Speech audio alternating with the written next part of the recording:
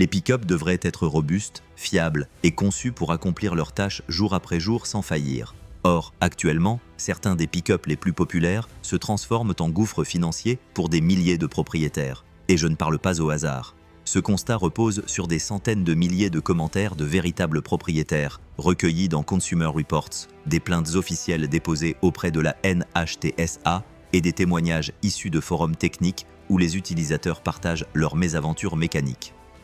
Aujourd'hui, nous allons vous présenter le classement des 14 pires pick-up à éviter en 2026, du simplement mauvais au véritablement catastrophique. C'est parti.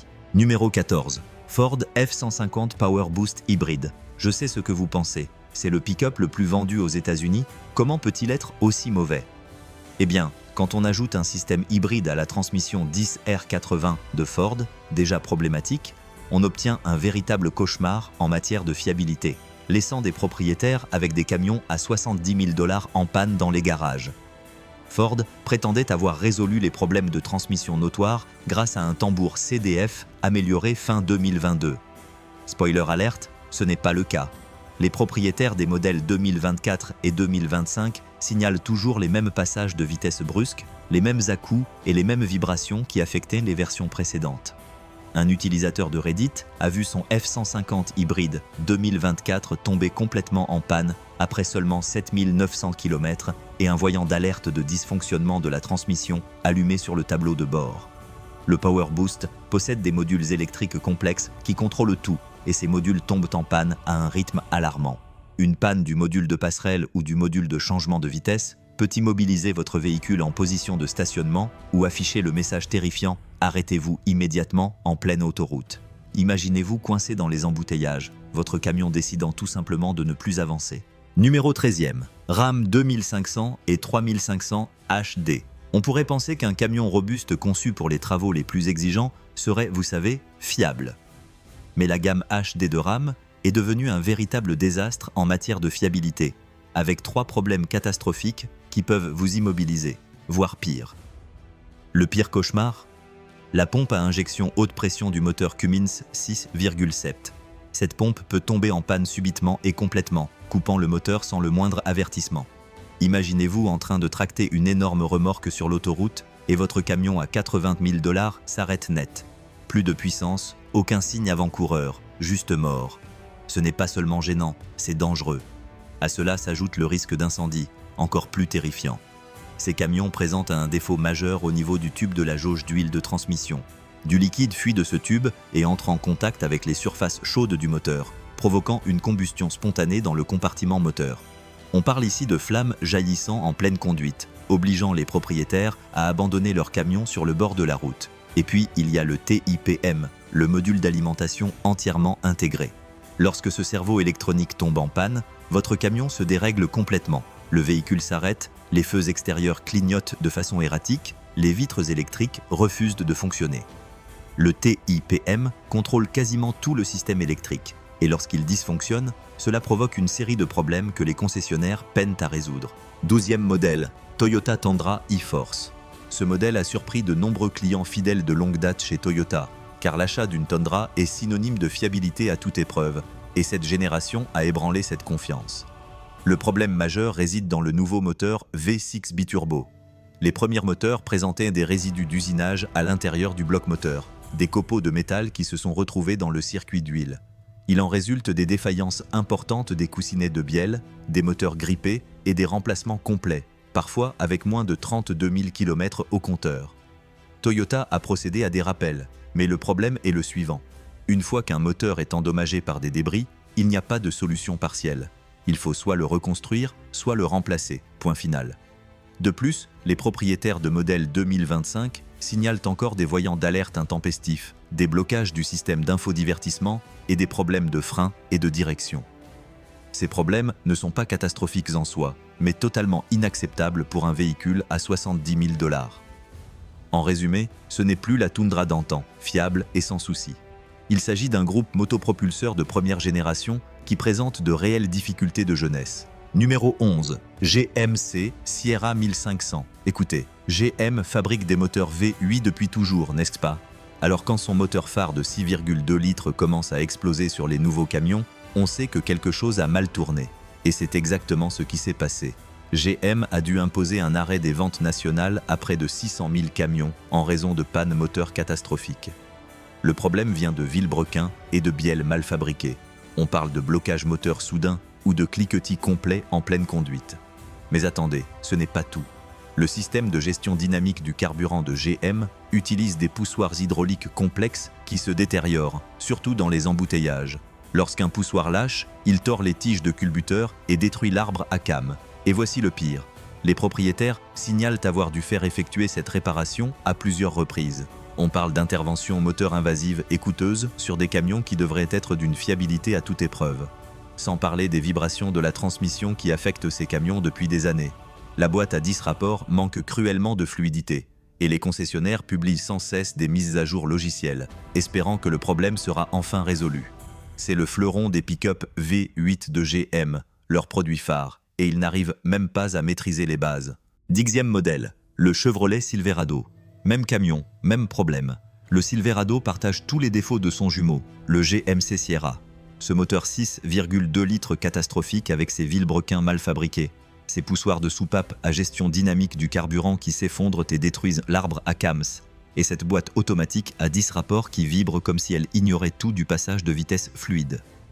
La seule différence avec le Sierra, le nœud papillon sur la calandre. Pour le reste, les pannes moteurs, les problèmes de transmission, la frustration, c'est identique. GM a tout simplement reproduit son problème de fiabilité sur 2 modèles. 9e véhicule, le Hyundai Santa Cruz. Voici le problème avec le Santa Cruz. Ce n'est pas vraiment un SUV, et ces problèmes le prouvent. Il s'agit en gros d'un Tucson surélevé avec une benne minuscule, et la transmission à double embrayage de Hyundai peine même à gérer ça. Les modèles 2022 et 2023 sont de véritables cauchemars. Des propriétaires signalent des pertes de puissance totale en conduisant. On parle de messages d'alerte, arrêt immédiat, sur l'autoroute, sans aucune accélération. Hyundai a procédé à un rappel pour les modèles 2022 en raison d'une défaillance de la pompe à huile de la transmission, mais a étrangement omis les modèles 2023, alors qu'aucune modification n'a été apportée. La transmission à double embrayage brute hésite, patine, puis lâche complètement. Certains propriétaires rapportent que leur transmission a dû être remplacée 2 fois avant 32 000 km. Et lorsque les concessionnaires ne parviennent pas à reproduire le problème, ils vous renvoient chez vous jusqu'à la panne catastrophique. Sans parler des problèmes électriques. Le système d'infodivertissement se bloque, des alertes de sécurité intempestives retentissent toutes les 5 secondes et la climatisation est capricieuse. De plus, sa benne réduite et son moteur de base médiocre l'empêchent d'être un véritable pick-up. En résumé, avec le Santa Cruz, Hyundai tente de s'imposer sur le marché des pick-up sans vraiment comprendre les besoins des acheteurs. Numéro 8. Jeep Gladiator. Le Gladiator tente de se positionner comme un Wrangler avec une benne, mais cette combinaison a engendré un véritable désastre en matière de fiabilité, avec 3 problèmes majeurs que Jeep n'a toujours pas résolus. Premièrement, le cliquetis des culbuteurs du moteur Pentastar 3,6 litres. Ces culbuteurs tombent en panne prématurément, projetant des particules métalliques dans le circuit de lubrification, ce qui use prématurément l'arbre à cams. Des propriétaires signalent des bruits de moteurs similaires à ceux des moteurs diesel avant même la défaillance complète de l'arbre à cams. Une action collective a été intentée à ce sujet et la seule solution proposée par Jeep est de remplacer les pièces défectueuses par les mêmes composants défectueux. Ensuite, il y a le Death Wobble, un tremblement violent et incontrôlable du train avant au-delà de 65 km/h. Jeep a conclu un accord à l'amiable étendant la garantie à 8 ans ou 145 000 km, ce qui témoigne de l'ampleur du problème. Les stabilisateurs de direction lâchent à 17 700 km. Les rotules s'usent avant 160 000 km. Enfin, la décharge de la batterie auxiliaire peut immobiliser les propriétaires. Les 2 batteries lâchent en moins de 40 000 km et les concessionnaires refusent de les remplacer tant qu'elles sont bien en bon état. Quand votre robuste 4x4 a besoin d'un entretien constant de la batterie pour démarrer, c'est qu'il y a un problème. Si vous avez déjà constaté les sérieux problèmes de fiabilité de ces premiers modèles, attendez de voir la suite. Les modèles plus récents ne sont pas seulement pires, ce sont de véritables catastrophes sur roues qui peuvent compromettre votre sécurité et vous coûter une fortune en un rien de temps. Numéro 7. Tesla Cybertruck. Ce modèle était présenté comme indestructible. En réalité, il est fragile à tous les égards. Commençons par le problème le plus alarmant, le glissement de la pédale d'accélérateur. Sur les premiers Cybertruck, la pédale pouvait glisser et se bloquer à pleine puissance. Ce n'est pas un bug, c'est un véritable cauchemar. Ensuite, il y a la dépendance logicielle. Ce pick-up repose presque entièrement sur des systèmes de direction et de freinage électrique. Lorsque les capteurs ou le logiciel dysfonctionnent, et cela arrive, le véhicule peut perdre la direction, le freinage, voire s'arrêter complètement. Des propriétaires ont signalé des véhicules bloqués par des bugs logiciels. La structure n'est pas non plus à l'abri des problèmes. En cas d'utilisation intensive hors route, des fissures de tension dans le châssis ont été signalées. De plus, les panneaux de carrosserie en acier inoxydable présentent déjà des traces de corrosion et des taches, ce qui n'aurait jamais dû se produire. En résumé, le Cybertruck n'est pas au point. C'est un prototype roulant testé sur le terrain par ses propriétaires. Cela explique pourquoi plus de 10 000 Cybertrucks restent invendus sur des terrains vagues. Numéro 6, le GMC Canyon. C'est une pilule difficile à avaler pour les amateurs de pick-up, car le Canyon a l'air robuste et performant, mais sa fiabilité laisse à désirer. Le principal problème réside dans l'électronique et les déclenchements intempestifs des systèmes de sécurité. Les propriétaires signalent que ces systèmes, notamment le freinage d'urgence automatique, se déclenchent sans raison apparente. Imaginez, vous roulez tranquillement sur l'autoroute et soudain, le pick-up freine brusquement comme s'il avait détecté un mur. S'ajoutent à cela des problèmes de câblage moteur. Le faisceau peut frotter contre des composants chauds, provoquant l'effilochage des fils et entraînant des problèmes de démarrage et un comportement moteur erratique. Il ne s'agit pas d'un incident isolé, mais d'un défaut de conception systémique qui laisse les propriétaires en panne. Le GMC Canyon a obtenu la note de fiabilité prévisionnelle de 1 sur 5 auprès de Consumer Reports. Ce n'est pas une erreur, 1 sur 5, la pire note possible. Numéro 5, Chevrolet Colorado. Le Colorado partage tous les problèmes de son jumeau, le GMC Canyon. Ce système de freinage fantôme terrifiant qui se déclenche à grande vitesse sur l'autoroute, le moteur turbo 2,4 litres problématique avec des encrassements et des problèmes de faisceau électrique et des systèmes d'infodivertissement qui se bloquent. Consumer Reports a attribué aux deux camionnettes une note de fiabilité de 1 sur 5. GM a rappelé plus de 57 000 de ces camionnettes en raison de ce freinage d'urgence intempestif. Et même après la réparation, les propriétaires signalent que le système est devenu plus sensible et génère constamment de fausses alertes. La seule différence ? Le logo sur la calandre. Le problème de fiabilité est identique. Pire encore, les concessionnaires agissent comme si ces problèmes étaient des cas isolés, alors que les preuves révèlent un problème systémique. Des propriétaires ont passé des semaines en réparation pour tenter de résoudre des problèmes qui persistent. Le moteur turbo perd de la puissance par intermittence sans raison apparente, vous laissant sans réaction au moment où vous en avez le plus besoin, lors de dépassements ou dans des pentes raides. Numéro 4. Rivian R1T. Rivian était censé détrôner Tesla sur le marché des pick-ups électriques. Au lieu de cela, la marque a livré un véhicule qui se bloque aléatoirement après des mises à jour logicielles, immobilisant des pick-up à 90 000 $ dans des allées de garage à travers les États-Unis. Ces blocages sont terrifiants. Des propriétaires racontent avoir chargé leur véhicule pendant la nuit, l'avoir débranché le matin et 2 heures plus tard, le véhicule se bloque et s'éteint complètement. Plus de porte, plus d'écran, impossible de rouler. Pire encore, certains propriétaires signalent de la fumée s'infiltrant dans l'habitacle à cause de défauts électriques sous la console centrale, en conduisant. Outre ces problèmes logiciels, la qualité de fabrication est déplorable. Des espaces béants entre les panneaux, des capots mal alignés, des joints défectueux laissant l'humidité s'infiltrer dans l'habitacle. Il s'agit pourtant d'un pick-up électrique haut de gamme. Consumer Reports a classé Rivian parmi les dernières marques en matière de fiabilité, avec une note de seulement 14 sur 100. Quand un véhicule tout-terrain à 90 000 $ peut se bloquer suite à une mise à jour logicielle et vous laisser en panne, ce n'est pas de l'innovation. C'est un test bêta auquel vous avez payé pour participer. Le service client est tout aussi frustrant. Les délais de réparation peuvent atteindre des semaines, voire des mois, car les centres de services agréés sont rares. Les pièces de rechange tardent à arriver et pendant ce temps, votre investissement conséquent reste inutilisé. Certains propriétaires ont même signalé que leur camion avait passé plus de temps au garage que sur la route durant la première année. Numéro 3. Le Ram 1500 Hurricane. Ce modèle était censé être une véritable révolution. Nouveau moteur, nouvelle technologie, puissance accrue. Au lieu de cela, il est devenu l'un des pick-up les plus controversés que vous regretterez d'avoir possédé. Le problème principal réside dans le nouveau moteur 6 cylindres en ligne biturbo du Hurricane. Sur le papier, il semble prometteur, mais en pratique, il est miné par des pannes électriques et de capteurs loin d'être anodines.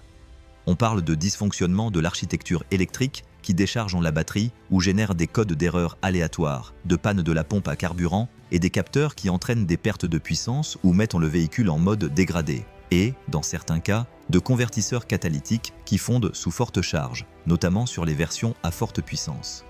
Les propriétaires signalent l'allumage du voyant moteur dès les premières semaines, les concessionnaires remplaçant les modules à répétition sans trouver de solution définitive.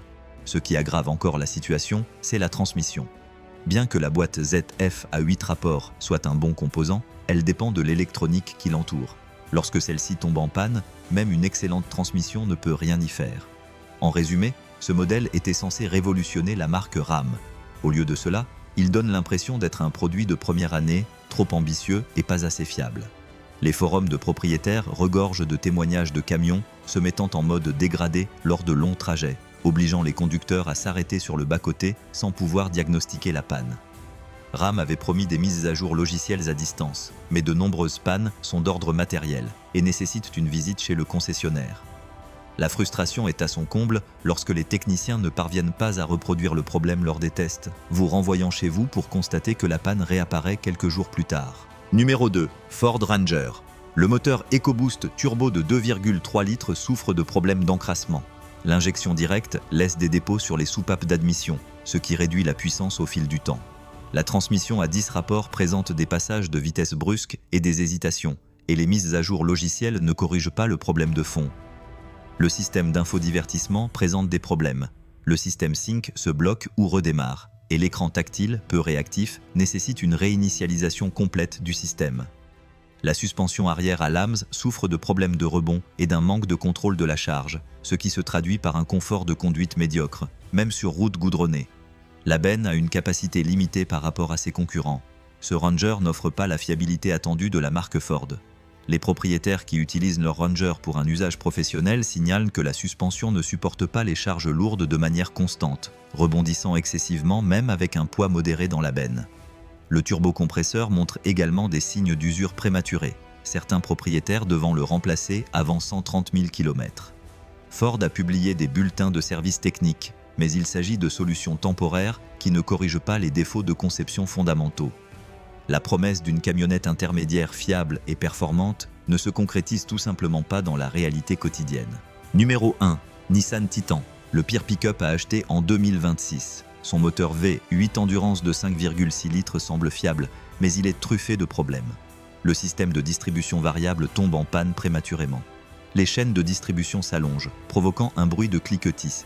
Si on ignore ce problème, le moteur peut se désynchroniser, détruisant soupapes et pistons. Les réparations coûtent entre 5 000 et 8 000 $. La boîte de vitesse à 7 rapports est capricieuse. Passage de vitesse brusque, hésitation à l'accélération et patinage entre les rapports. Certains propriétaires en sont déjà à leur 2e ou 3e boîte de vitesse avant même d'avoir parcouru 160 000 km. Le système de refroidissement fuit, avec des radiateurs défectueux, des durites qui éclatent et des pompes à eau qui fuient. La surchauffe du moteur cause des dommages irréversibles si elle n'est pas détectée rapidement. La qualité de fabrication intérieure est décevante. Plastique bon marché, boutons fragiles et finition médiocre. Il fait bas de gamme comparé à ses concurrents dans la même gamme de prix. La valeur de revente est catastrophique, se dépréciant plus rapidement que celle des autres pick-up grand format. Investir dans un Titan, c'est perdre de l'argent dès le premier jour. Nissan n'a pas résolu les problèmes fondamentaux, année après année. Même moteur, même transmission, même problème récurrent. La concurrence a progressé tandis que le Titan a pris du retard. Il n'offre ni fiabilité, ni valeur, ni innovation. Voilà donc le classement des 14 pires pick-up à acheter en 2026, du pire au pire. Ce classement est basé sur des données réelles de Consumer Reports, de la NHTSA et sur l'expérience des propriétaires. Ce ne sont pas des opinions, mais des avertissements fondés. Éviter ces pick-up peut vous épargner des milliers d'euros de réparation et d'innombrables frustrations. Ces véhicules présentent de réels problèmes qui affectent le quotidien et la sécurité de leurs propriétaires. Quel pick-up n'achèteriez-vous jamais? Dites-le nous dans les commentaires.